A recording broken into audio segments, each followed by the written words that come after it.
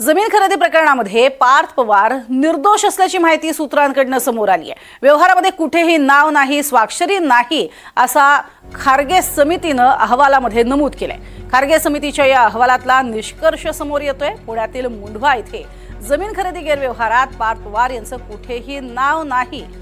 महसूल विभागाचे अतिरिक्त सचिव विकास खारगे समितीच्या अहवालातनं ही बाब स्पष्ट झाली। या व्यवहारामध्ये नाव किंवा स्वाक्षरी नसल्यानं पार्थ पवार यांना निर्दोषत्व मिळाल्याची माहितीही मिळते।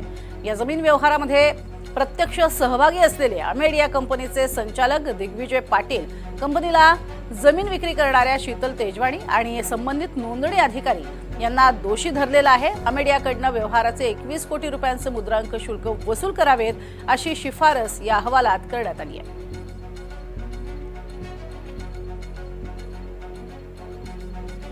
तर राष्ट्रवादीचे राष्ट्रीय अध्यक्ष निवडणूक पुढच्या 1 महिन्याच्या आतच करण्याच्या हालचाली सुरू झाल्यात अशी सूत्रांची माहिती आहे। अर्थसंकल्प अधिवेशन कालावधीतच राष्ट्रवादी अध्यक्ष निवडणूक पार्टी अंतर्गत करण्याच्या हालचाली सुरू आहेत अशी माहिती आहे।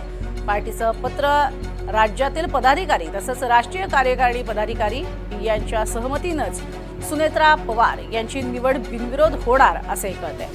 अधिक माहिती घेऊयात सागर कुलकर्णी यांच्याकडून। सागर, काय अधिक माहिती?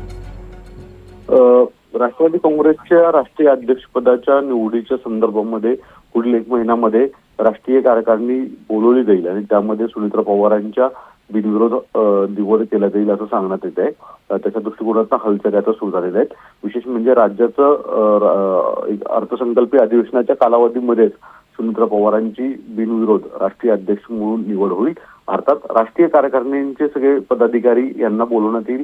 त्याच्यामध्ये एकमताने हा ठराव मांडला जाईल की सुनेत्रा पवार यांचीच निवड केली जावी आणि त्याला एकमताने मंजूर देखील केला जाईल असं सांगण्यात येत आहे। त्या गेल्या काही दिवसांमध्ये चर्चा सुरू होती की विलिनीकरणाच्या आधी राष्ट्रीय अध्यक्षपदाची निवड होईल का किंवा ती कधी होणार, पण जवळपास आता राष्ट्रवादी काँग्रेसमधील वरिष्ठ सूत्रांनी दिलेली माहिती आहे की पुढच्या 1 महिन्याच्या आतच सुनेत्रा पवारांची राष्ट्रीय अध्यक्षपदाची निवड ही जवळपास निश्चित आहे।